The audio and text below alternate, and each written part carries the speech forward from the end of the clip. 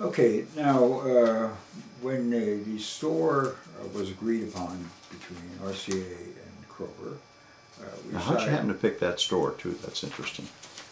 I'm not sure, but I suspect Jack Sturby may have had a lot to do. May have lived near there, right? But I'm not really sure. I wasn't in on that little secret. Okay. But it was in Kenwood Plaza. It was an area where both RCA and Kroger, probably Kroger in particular, decided it was a friendly neighborhood, and it was a good neighborhood. It had good shoppers, people who would complain or not complain, people who accepted it. Mm-hmm. So we established a starting date of July 3rd, 1972, and this was when we began. Now we started, and I don't know of the exact numbers or the exact dates, but we started, I believe, with one scanner and then rapidly scaled up. We kept the old checkout registers there.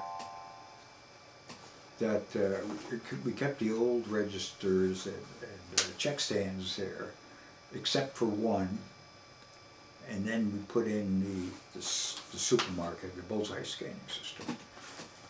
We gradually, and I don't believe it was too gradual either, because we quickly, probably, although I can't give you the dates, we decided to install one scanning system after another after another. Register lane. How many lanes did the store have? I believe it had six scanning systems. Okay. Don't quote me on that, but I think it was. But anyway, we then decided to. At that time, say RCA was in the computer business, and but it didn't have anything like laptops or little computers or anything else. And we decided to use a somewhat larger computers, I believe, in the back room. So what ran the store? The thing that ran the entire store was that computer. And do you know what it was? Do you know what kind of machine it was? It was A Spectra 70 something? No, it was an RCA computer. It was an RCA computer? It was an RCA computer. Okay. The RCA was in the computer business at that Yeah, I time. know. And so it was one of the, I think it was probably designed as an industrial computer. I believe we had a backup for it just in case. Mm-hmm. But these were big computers. These are not computers that you think of nowadays as you can stuff under the cash register or stick inside the corner someplace. They were large. But so anyway, in a very quick fashion, the scanners got up to full capacity for the store, and every single report was absolutely positive. We also had a system in the store that allowed a customer to take a look and see what happened when they scanned the Bullseye and what price would come up. This was customer operated, freestanding system that you have in today's system, Mm-hmm. where the customer could go and check things out. I have to ask this, did you do price removal? Did they stop pricing the items? I believe they did some price removal. Okay. I'd have to really look into details of that. Okay. Sometimes again, memory is a little, but I believe we did some of that. pricing, unit pricing on the product always proved somewhat unpopular for the world. I mean, you know, so there are people who really didn't like that. It had to be proven to them that that computer isn't lying. We did have, there were some prizes awarded for any customer who decided once, and by the way, there's one other thing too. We did not identify the product on the checkout receipts.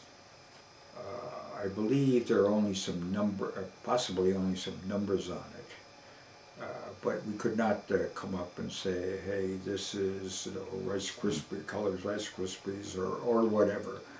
But it identified it somewhat, but it certainly wasn't anything the customer could use to say, yeah, I bought this, bought that for what price.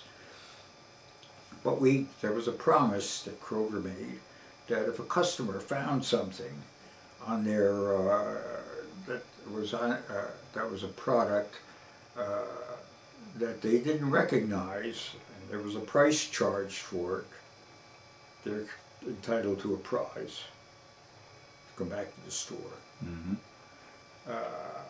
I know of only one reported incident, but I don't know of any other ones. But someone at the store apparently noticed, and I believe it after they returned home, that there was an 89-cent, I think it was an 89-cent item, of some product that they sure didn't seem to have bought. I don't know how they counted it, but it was something that she wasn't aware of. So she came back with a complaint. It was looked at because the computer had records of what was sold, including the name, of course. And again, the name. One of the reasons the name wasn't on there either was because things were expensive. The display with names, full product names, and what have you, were expensive. Whether or not the SKU could even pick it up, I don't know. Well, when you say a name in is it the customer's name? No, the name of the product. Okay. But the computer knew and kept in store what customer it was. Okay, the customer being probably a customer number, because that might have been on the receipt. I don't know how they done it, how they identified that. But they could have identified it, maybe even by the time of day. I'm just not sure how that worked. I suspect maybe time of day could be more indicative, and maybe that was on the printout also. But it turns out that the computer was consulted, and it turns out that the product was an oven cleaner that the buyer, that the purchaser had purchased apparently, and I believe used immediately, and then never had to clean her oven and never recognized it. And sure enough, I guess she lost her prize, or maybe not. I don't know.